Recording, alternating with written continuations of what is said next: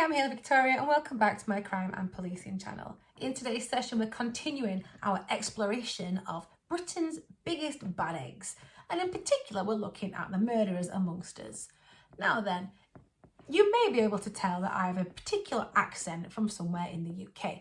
If you can guess the exact town or city, you'll get 10 bonus points, so put your comments in, ding ding ding, below. Yeah, I have a particular accent. You may or may not know where I'm from. But yeah, if you can guess, that would be super impressive. And we're actually talking about someone from not too far away from me in today's video. And that person is none other than Peter William Sutcliffe, also known as the Yorkshire Ripper.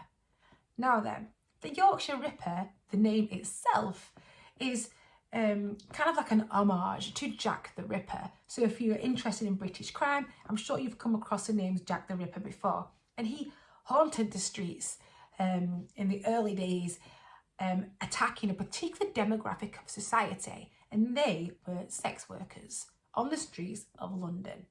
The methods in which he killed them were all very similar to how Peter Sutcliffe attacked his victims too, and we will get onto that. And that's why the media dubbed him the Yorkshire Ripper. Now, you know, if you've watched my videos before, how much I hate the fact that the media give these murderers, these drains on society, a cool name. And you should call them something like really, really rubbish, like, I don't know, the stupid arse.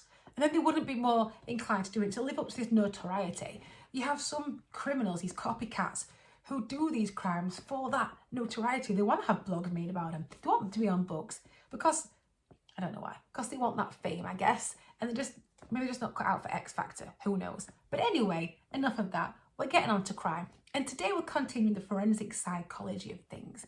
And this case is particularly interesting. We've talked about Holmes and Holmes serial killer typologies in videos before. Let's have a little refresher.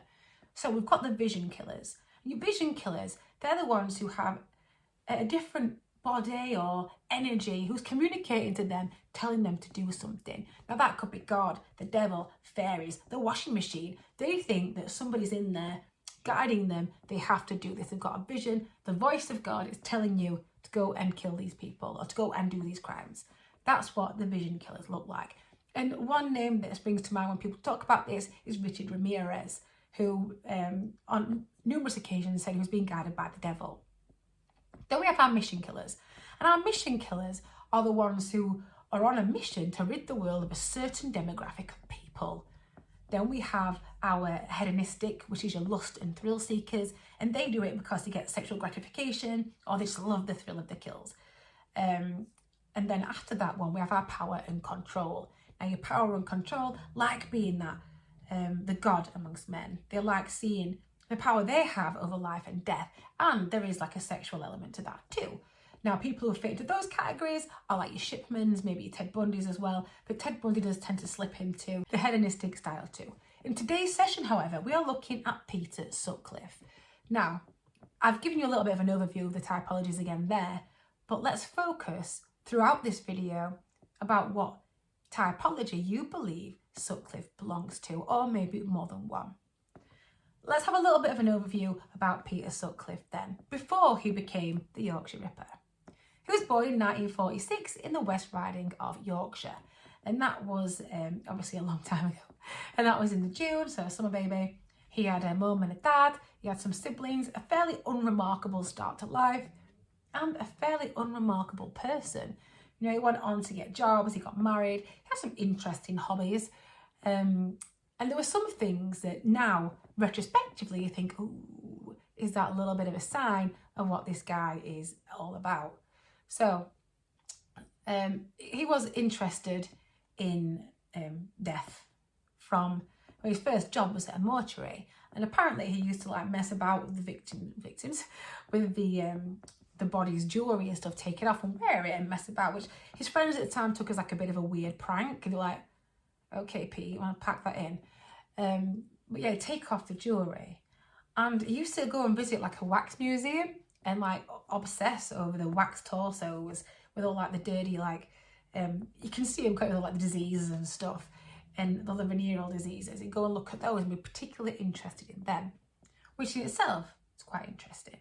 about his character. I mean, you might not be into that yourself, but about his character, interesting. Also, apparently, according to some, he believed his mother to be unfaithful towards his dad.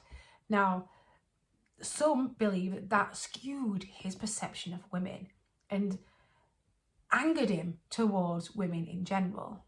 After his job at the mortuary, he began working as a lorry driver, and like I said, he was married. His wife herself had self-diagnosed herself with schizophrenia, and she'd been in and out of institutions quite commonly.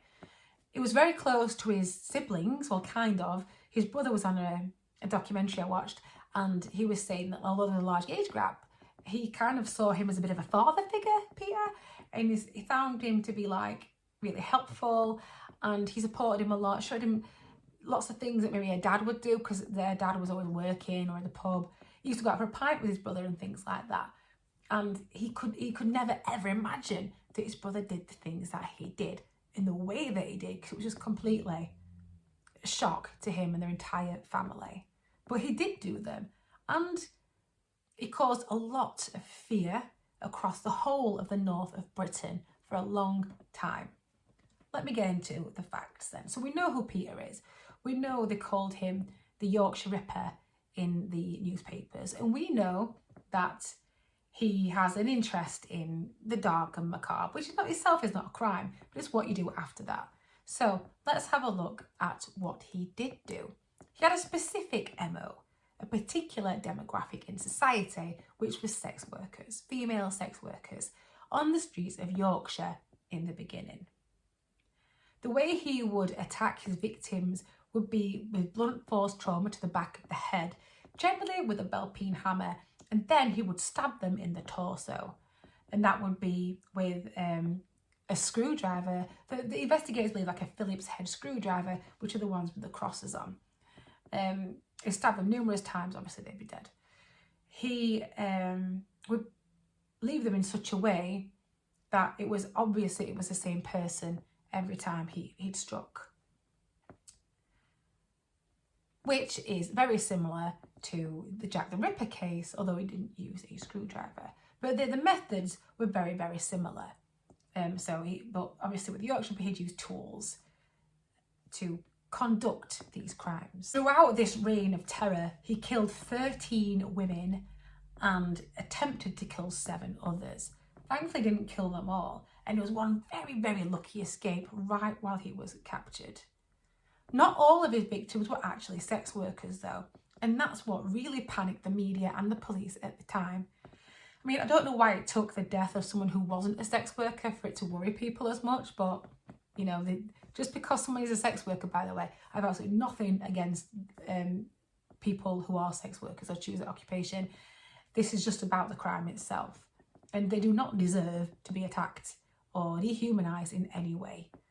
So here we are, Peter Sutcliffe, and his first kill was in 1975 with a lady called Wilma McCann. Now, she was the first reported death at the hands of Sutcliffe. He had attacked people before. In particular, he'd bludgeoned somebody in Leeds, a sex worker, with a baton, but she'd survived. Thankfully for her, she'd survived, but he was back on the streets. He'd actually been arrested as well in the red light district for carrying a hammer. Right? But he got arrested for going equipped to steal. Right. Now, back in these days, they didn't have the advances that they do now in terms of police communications and technologies.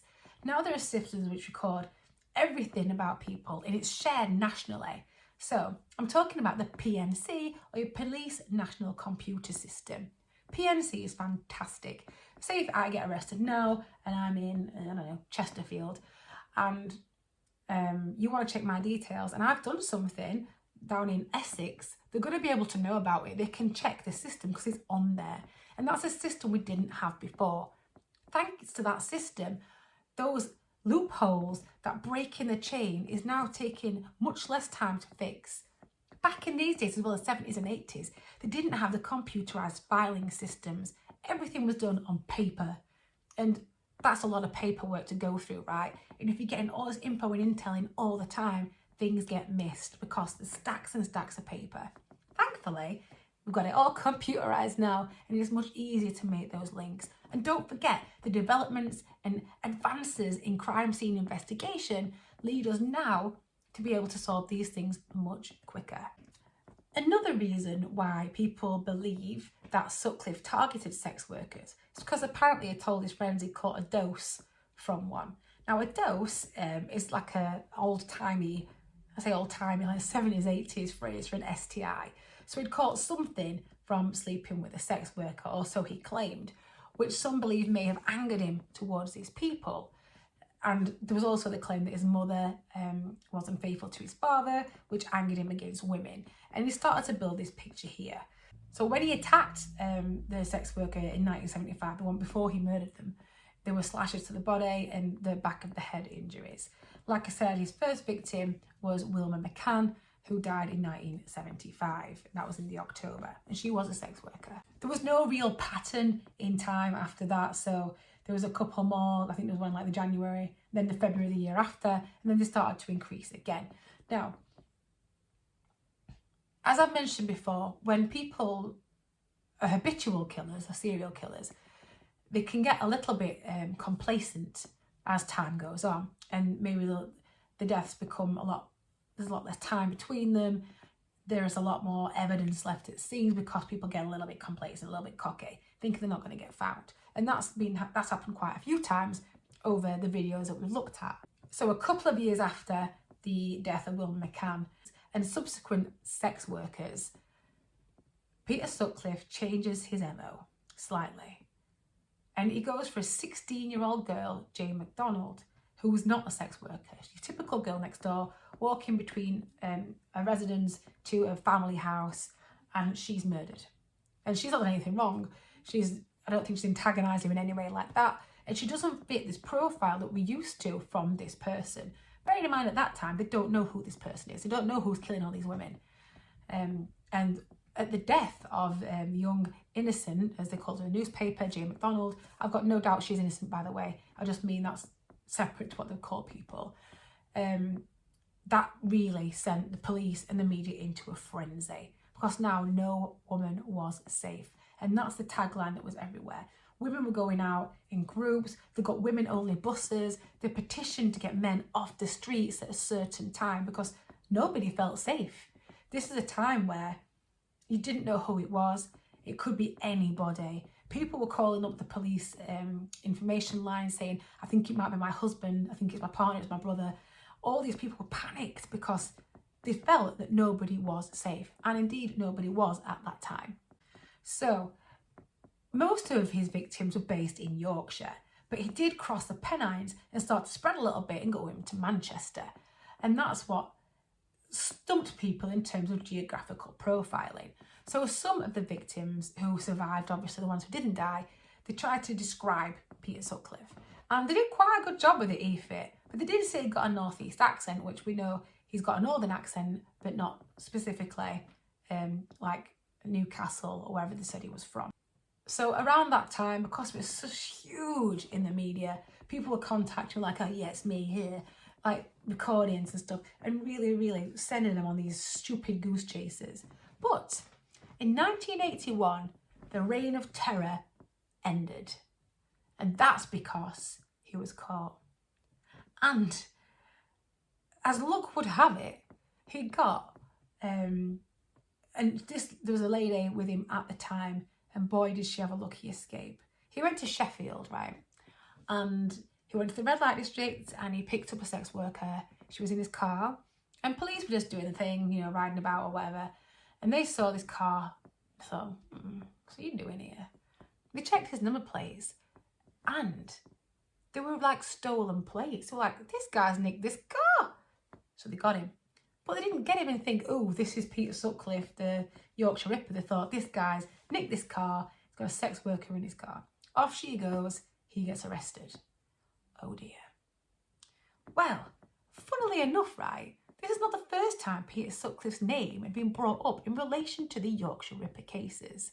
In fact, there was a detective on the case who was like, he looks like the E-fit. He's sus as we think it's him. But his supervisor was like, nah, don't want to hear it. It's got nothing to do with the E-fit, blah, blah, blah, blah. Shut him down. More people had died subsequently This police officer's like, nah, it's definitely Sutcliffe, but he got shut down. Anyway, so Peter Sutcliffe gets arrested for these stolen plates. And it all comes crashing down, because what else do you think they found? Well, they went back to where they picked him up the day before, and they found in the bushes a hammer, a screwdriver. They found this guy's killing kit, and they had him. And when they did have him, and when they questioned him, he confessed. He confessed to what he did, and they couldn't believe they'd got this guy. Finally, they'd got him, right? Thank God for that. Press went crazy, and they turned up at his family home and all this kind of stuff. And his brother was in this interview saying he couldn't believe it. It was his brother, just could not believe it. And when he spoke to him, because you can go and visit him, he went and spoke to him, why did you do it? And apparently he said, I'm just cleaning up the streets, our kid. Now then, looking at our forensic psychology through the lens of a psychologist, we know from a vision killer, there has to be that kind of, you being guided by a ethereal being, God, devil, fairies, the two-winged flying monkey that you believe in, I don't care. You're being guided by this person. That's your vision killer. Now, your mission killers, they're there to rid the world of a specific demographic. And that's where I believe Peter Sutcliffe fits. Let me know what you think in the comments. So let's have a little bit of a rundown then. So Peter Sutcliffe, kind of unremarkable childhood, no history of abuse, sexual abuse or biological events. So he didn't get hit on the head or anything like that. Because we've done things before, haven't we, where people have had some damage to the prefrontal cortex, which some have believed has changed their personalities, etc. So we know there's nothing remarkable going on there. We know that he has an interest in bodies. We know that he's claimed to have slept with sex workers. He was angry at his mother for the suspected infidelity on his father. And that was about it. There was no like squashing insects and things like that. We got your power of control and your thrill seekers. And nothing that his family thought singled this guy out as being capable of the crimes he did. We know he got a specific MO. We know he's targeting sex workers, at least in the beginning, but definitely women. We know that he killed them in the same methods most of the time, so bludgeons the back of the heads and stabbing or slashing on their torsos.